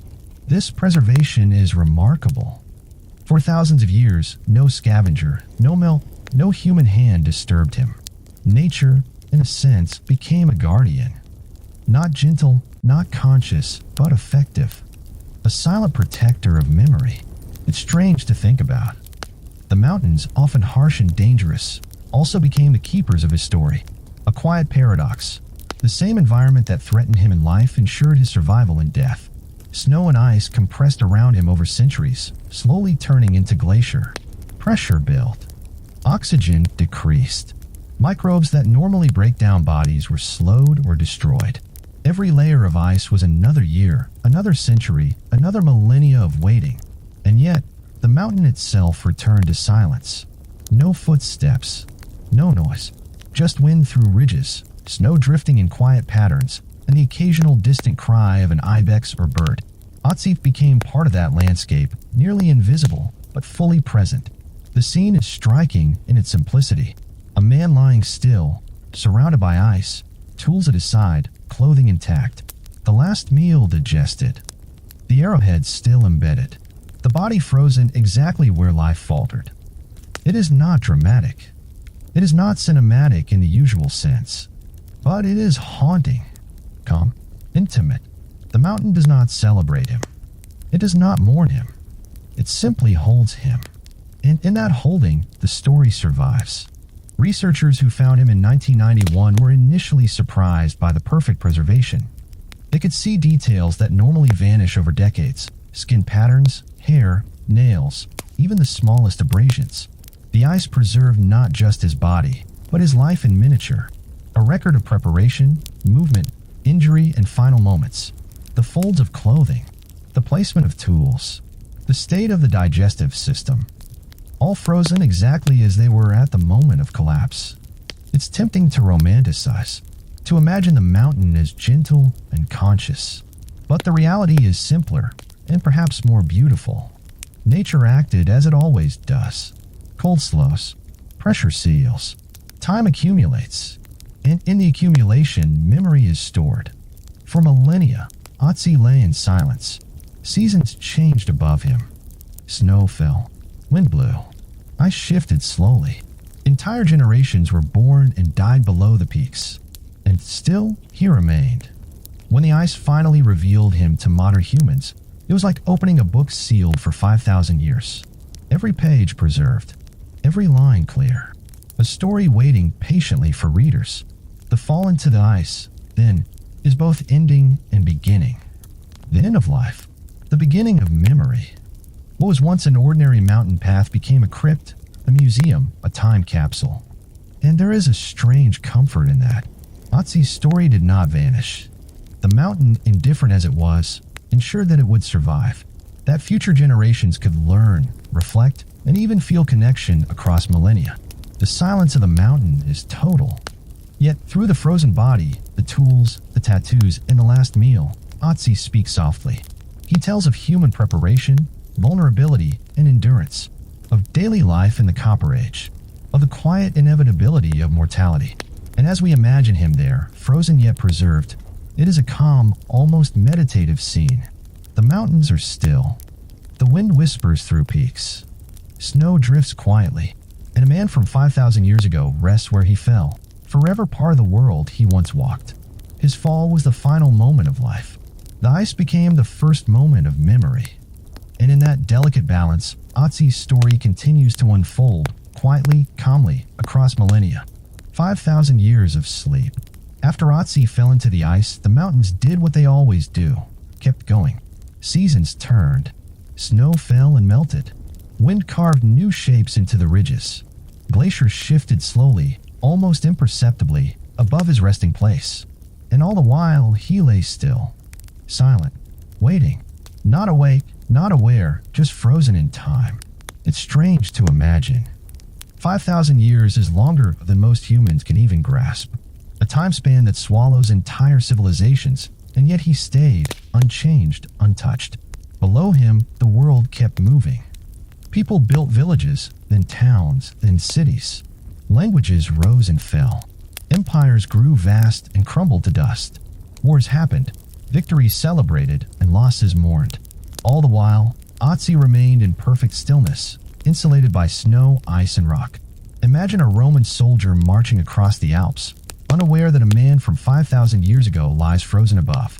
Imagine medieval travelers crossing those same paths, thinking only of the weather and their pack animals, never knowing that one day, their paths would intersect in time with someone long gone. He witnessed none of this, of course, but the story of his preservation makes it feel almost as if he did. The glacier carried him forward, slowly moving him through centuries, like a quiet witness to history. Civilizations below rose with their temples, their plows, their marketplaces. Then they fell, leaving ruins, forgotten roads, and traces of smoke in the soil. People forgot the mountains entirely. But the ice did not forget. It held Ötzi still, watching silently as the world changed. Glaciers have their own slow rhythm. They do not hurry. They do not pause for battles, politics, or human ambition. They just move. A centimeter, a meter, a few meters over decades. Mountains grind stone beneath their weight. Valleys shift. Rocks crack. And through it all, Ötzi rested, carried gently yet firmly by frozen memory. It is peaceful, almost meditative to consider. Nothing rushed. Nothing violent disturbed him after the initial fall. Just time, accumulating layer by layer. Snow pressurized like pages in a book closing slowly, preserving the story of one man while the rest of the world turned chaotic and loud. And think of the sheer scale. Empires that seemed permanent crumbled to dust. Kings and queens became names in dusty manuscripts. Languages changed. Borders redrawn. People born, lived, and died, each leaving tiny footprints, and yet Ötzi remained, untouched by any of it. The glacier above him moved like a silent clock. Its ticking invisible, slow, inevitable. And in that movement, the ice carried a story, not just of a man, but of the passing of millennia, of the human world in all its noise, happening beneath an indifferent yet preserving mountain. There is a strange humor in imagining it too. All the wars, the treaties, the royal decrees, none of it mattered to Ötzi. Not a single parliament or battle would disturb him. He was literally above it all, chilling out for thousands of years. No politics, no taxes, no worries about the weather except the snow, which he already had covered with layers of preparation long before his death. Yet in that stillness, there is also a lesson. Human life is fleeting, full of noise and change, yet small moments, like Ötzi frozen in ice, can last far longer than empires. Details matter. Preparation matters. And sometimes, even in the absence of attention, a story can survive. We like to think of history as moving forward in clear lines. Empires rise, empires fall, people act, consequences follow. But Ötzi reminds us that history is layered, like the glacier itself. Life, death, preservation, all stacked quietly, one on top of another, until someone unearths it and reads the story millennia later. And so he waited. Not awake, not aware, but present in a frozen moment. A man from the Copper Age, resting under centuries of ice, witnessing nothing but through preservation, a silent echo of his existence. Time flowed differently for him. Centuries passed like days, millennia like months. Entire worlds moved and changed below his frozen form, while he remained calm, quiet, almost meditative in his sleep. The mountains returned to silence above him. Snow fell, wind swept, glaciers creaked, and Ötzi lay still, a man out of time, preserved for future humans to find, study, and wonder about. And that's the magic of it. 5,000 years of sleep, not empty, not meaningless. A story waiting patiently to be told. Through the ice, through the slow rhythm of glaciers, through millennia of human history, Ötzi remained. A frozen witness. A quiet teacher. A reminder that time is vast, life is fleeting, and some stories, if preserved carefully enough, can speak across thousands of years without ever uttering a word. Above, the glaciers moved. Below, civilizations rose and fell. And in between, Ötzi rested, silently, patiently, waiting for us to find him. Science awakens the Iceman. After 5,000 years of quiet sleep, Ötzi's story finally enters the modern world. And not with fanfare, but with science. Think of it like this: a man frozen in ice for millennia is suddenly poked, scanned, prodded, and studied, not by archaeologists in robes, but by doctors, technicians, and DNA wizards armed with technology that Ötzi could never have imagined. The first step was CT scans. A CT scan is basically a super powerful X-ray that slices the body into detailed layers, almost like turning a loaf of bread into transparent slices. Scientists could see inside Ötzi without unwrapping or damaging him. Every bone, every tool, every tiny detail frozen in place. The scans revealed many things at once. The arrowhead in his shoulder, his broken ribs, the state of his joints, even tiny injuries and old scars. They could reconstruct his body almost as if he were alive. And suddenly, this ancient man was not just a corpse. He was a human being, with history written in every bone. Next came DNA testing. Here, the story gets even more interesting. Scientists were able to sequence Ötzi's genome. That's right, 5,300-year-old DNA, pulled from a frozen man, telling us about ancestry, health, and connections to modern humans. They discovered that Ötzi's closest living relatives live in the same alpine region. Not exact descendants, but distant cousins, carrying fragments of the same genes across millennia.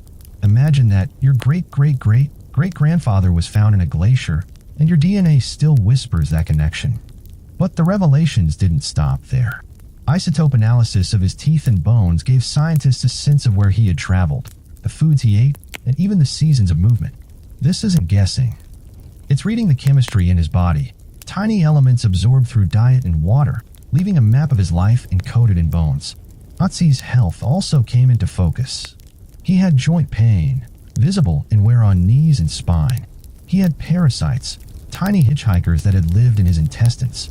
And surprisingly, he also carried Lyme disease, likely contracted from a tick bite at some point in his life. Imagine that. A man surviving high-altitude hunts, rugged mountain treks, and seasonal migrations, carrying a parasite in his intestines and a tick-borne illness without knowing it. Makes you feel like your cold is nothing, right? But beyond illness, these discoveries painted a human portrait. Ötzi was not a myth. He was not just a skeleton with a fancy copper axe. He was a man with vulnerabilities, aches, and endurance. He struggled. He survived. He faced the mountains and nature as a human being, imperfect and clever. And the technology used to awaken him did more than show his injuries. It revealed personality in the details. The tattoos suggest self-treatment for pain. The carefully prepared clothing and tools suggest intelligence and foresight. The last meal shows planning and practical thinking. Even the positioning of his body and items tells us about his habits, his movements, and his choices. Science turned frozen evidence into story, connecting the distant past to the present moment. There's a subtle humor in all this too. Ötzi lived thousands of years before antibiotics, X-rays, or CT scans. He survived mountain storms, hunts, and dangerous terrain without a single MRI.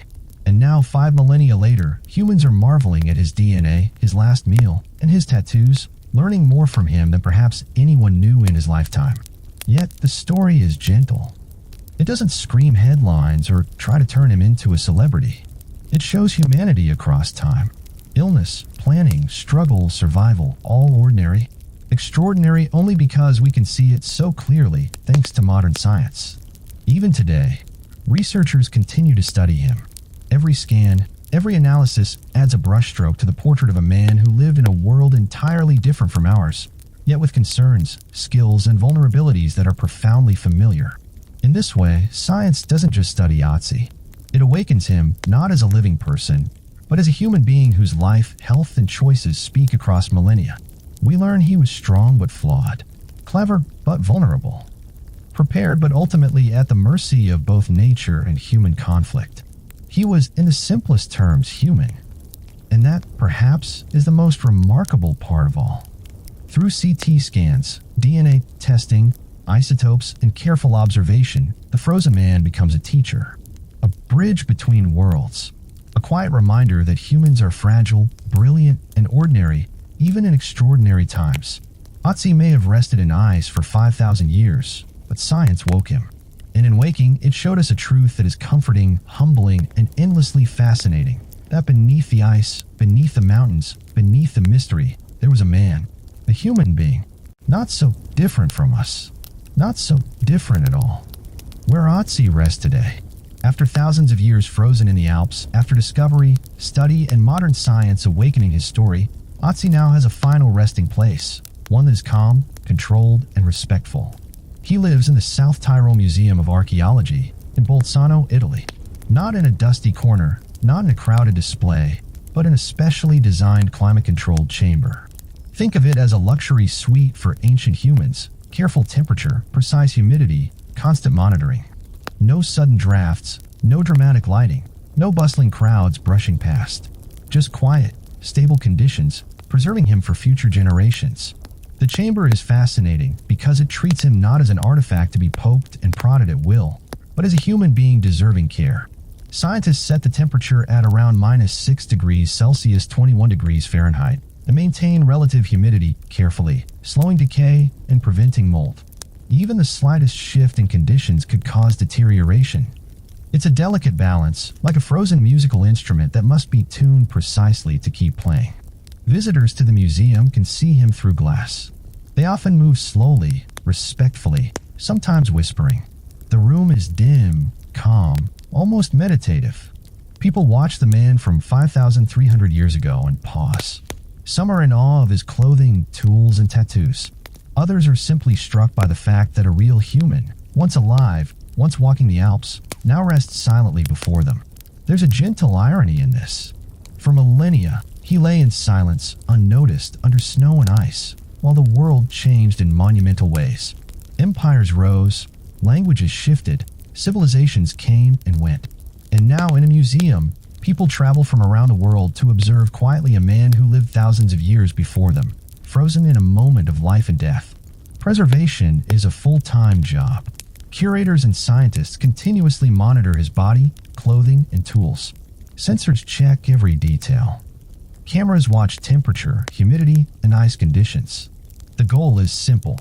Ensure that Ötzi remains as he is, a time capsule frozen in life, preserved for future generations to study, reflect upon, and connect with.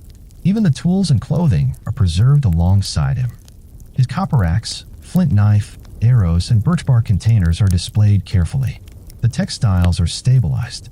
The furs kept safe from decay. Every piece tells part of his story, and the museum treats it all with respect. Nothing is sensationalized. Nothing is taken lightly. Visitors often pause to reflect. Children stare with curiosity, adults with quiet contemplation. Some wonder about his life, his journey, his last meal, the arrow, the tattoos, or the mountains he once traversed. Others feel a more personal connection, imagining what it would be like to live in that time. The museum also emphasizes ethical considerations. Ötzi is not a prop or a novelty. He is a human being whose remains carry dignity.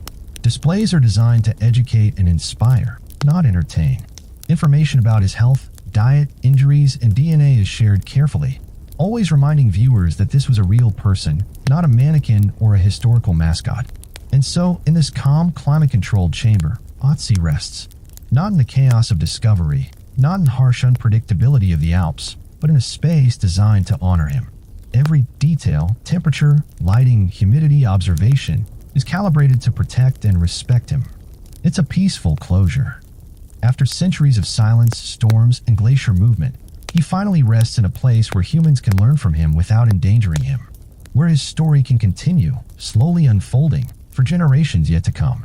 In a sense, this is exactly what he deserves. For a man who lived through rugged mountains, harsh winters, and dangerous journeys, a place of quiet preservation seems fitting. A place where the world pauses to remember him. Where visitors can reflect on life, survival, and human resilience. Where centuries of history meet a single life, frozen but not forgotten. And there is a gentle humor too. After all the chaos of discovery, analysis, and scientific debate, Ötzi now rests like a VIP guest in a museum. A man from the Copper Age, lying in ice for millennia, now has temperature-controlled comfort, round-the-clock monitoring, and a front-row audience of curious humans. Yet, even with all this attention, he remains calm, silent, preserved, observed without interruption, respected. The mountains of the Alps once kept him. Snow and ice preserved him for thousands of years. Now science and care continue that preservation in a museum, ensuring that Ötzi's story is not lost, not misrepresented, and not forgotten. Visitors leave quietly, often carrying the sense of awe that comes from seeing a person who truly bridged the gap between past and present. And Ötzi remains there, calmly, silently, preserved in a chamber that honors both his humanity and the remarkable story of his life and death. This is where Ötzi rests today, safe, respected, remembered. And in that quiet chamber, under careful watch, the Iceman continues his long, slow journey through time, now not in ice and mountains, but in memory and history, connecting the Copper Age to the present and perhaps to the distant future. What Ötzi tells us about ourselves. Standing before Ötzi, or even imagining him in the ice or in his museum chamber, it's hard not to pause and think, what does this man from 5,300 years ago tell us about ourselves? On one level, it's simple. Ötzi was human. He ate. He moved.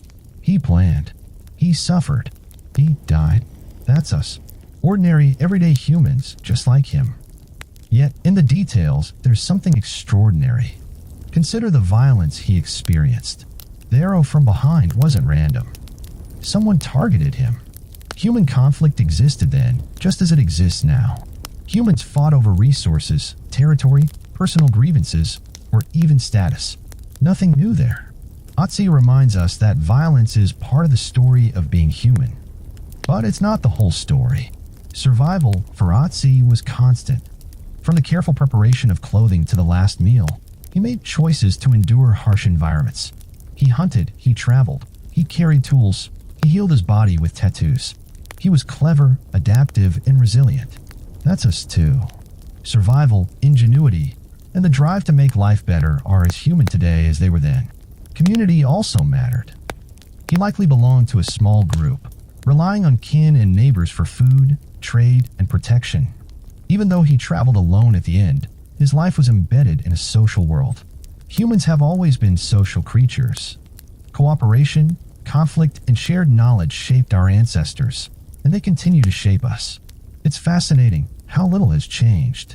We still face threats, sometimes from other humans, sometimes from nature. We still plan meals, build shelters, carry tools, and try to avoid accidents. Life is still fragile, still uncertain. The mountains may have changed, technology has changed, but the essentials of human experience remain surprisingly familiar. And yet, in other ways, everything has changed. Ötzi didn't have modern medicine, transport, or communication. Every action carried more immediate consequences. A misstep in the mountains could be fatal. A single wound or illness could end life. Today, we have safety nets, hospitals, and global networks of support. But that doesn't make his choices or life less impressive. It just highlights how human resilience adapts to context. There's something deeply humbling about this.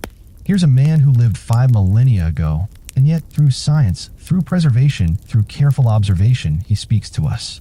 Not with words, but with evidence. His tattoos, his arrow wound, his tools, his last meal. He communicates across millennia, reminding us that the line between life and history is fragile and yet persistent. Ötzi's life and death also force reflection on mortality. He faced the cold, the mountains, illness, parasites, and human violence, and still managed to live with intelligence and purpose. He prepared, he adapted, he survived as best he could. And when death came, it was sudden, yet preserved in ice. His story reminds us that life can be brief, vulnerable, and unpredictable, but it is also remarkable in its ordinary persistence.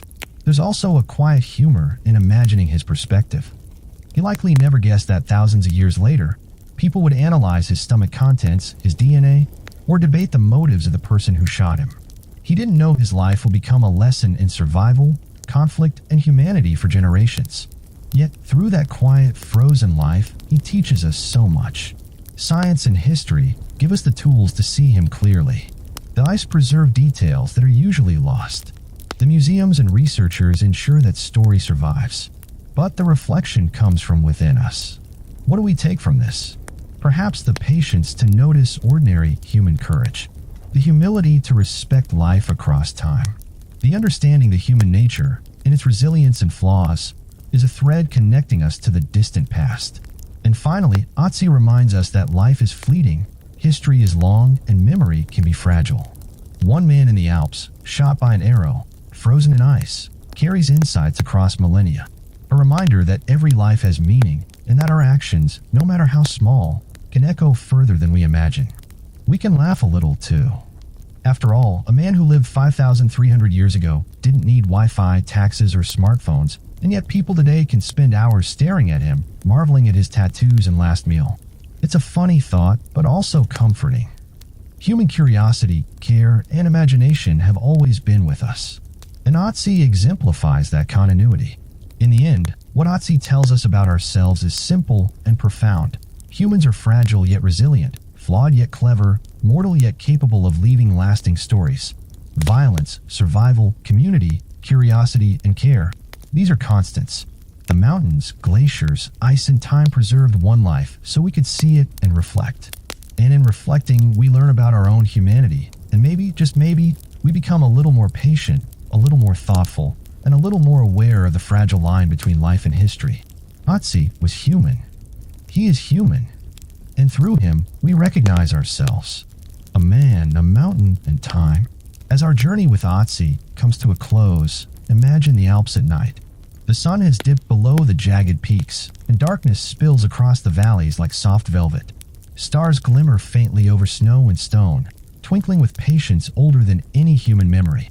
The wind whispers over the ridges. It bends trees, brushes loose snow along the slopes, and carries the quiet hiss of ice grinding against itself. The mountains breathe slowly, and everything feels expansive, timeless, and calm. Ötzi rests within this stillness. Not as a corpse on display, not as a study object, not even as the human story we've unraveled, but as a man returning to the mountain that once embraced him. The Alps cradle him again. Snow, ice, and stone fold around him. He becomes part of the terrain, another whisper in the wind, another ripple in the glacier. There's a gentle magic in imagining this. After thousands of years of life, injury, travel, and human attention, he is at peace. The mountain doesn't rush him. It doesn't disturb him. It simply holds him as it always has. And in that stillness, time feels different. Slow, gentle, eternal. Listen carefully, and you might hear it. The soft scrape of wind over rock, the faint shiver of snow sliding, the quiet sigh of ice expanding in a cold night. These are the sounds that have existed since Ötzi first walked the Alps, and they will continue long after. And in this orchestra of silence, his story dissolves into a calm rhythm, almost like a lullaby composed by the mountain itself. He is no longer alone, though. In a way, he is everywhere, in the wind, the snow, the peaks, and the memories of those who study him. He is a thread connecting past and present, life and memory, humans and mountains. And yet, he is quietly invisible, blending into the landscape as naturally as he did when alive. The snow drifts gently, brushing his hair, his clothing, the tools at his side, the copper axe still resting near him. The ice preserves him, as it did for millennia, keeping him suspended between moments, between centuries, between stories. Nature becomes both cradle and time capsule. We can almost imagine him dreaming, though not in the way humans today do. Perhaps he is a part of the mountain now, feeling the slow pulse of glaciers, sensing the rhythm of wind over rock, hearing the faint echoes of distant peaks. The vastness, the cold, the quiet. Everything merges. He is at once gone and present. There is a soft humor in the thought, too. A man who once feared storms, hunted animals, and carried a copper axe through high passes now rests with no deadlines, no stress, no meetings. Just snow. Just ice. Just eternity. And if he could chuckle at that, maybe he would one small, frosty smile at the irony of finally achieving perfect alpine calm. Above him, the night sky stretches wider than ever. Constellations shift slowly. The Milky Way casts faint light over ridges, and shooting stars blink and vanish. The mountains have been witness to everything: life, death, human curiosity, and discovery. Ötzi, once alive, once frozen, now rests as part of that timeless rhythm. And for anyone listening or imagining, there is a lesson in quiet. Life rushes, stories unfold, science probes, and yet some things endure in silence. The mountain, the wind, the ice, the snow, they continue without hurry, without expectation, without fuss. And so does Ötzi at last. We leave him here, then, not in the chaos of human curiosity, not under microscope lights, not in the rush of modern life, but gently, respectfully, calmly. The man, the mountain, and time merge, and the world pauses with him. The last sound you might imagine is the wind sighing through a ridge, a soft scrape of snow, and the ice shifting ever so slightly. A final, gentle fade into silence. And in that silence, you can rest too. Because Ötzi's story, frozen for thousands of years, now settles back into the mountains, into history, into the calm rhythm of the earth itself. His life, his struggles, his moments of pain and ingenuity, they dissolve into quiet. A man, a mountain, and time, all breathing together, all finally at peace. Good night, Ötzi. Good night, Alps. And good night to anyone listening. The mountains are still. The snow drifts, and all is calm.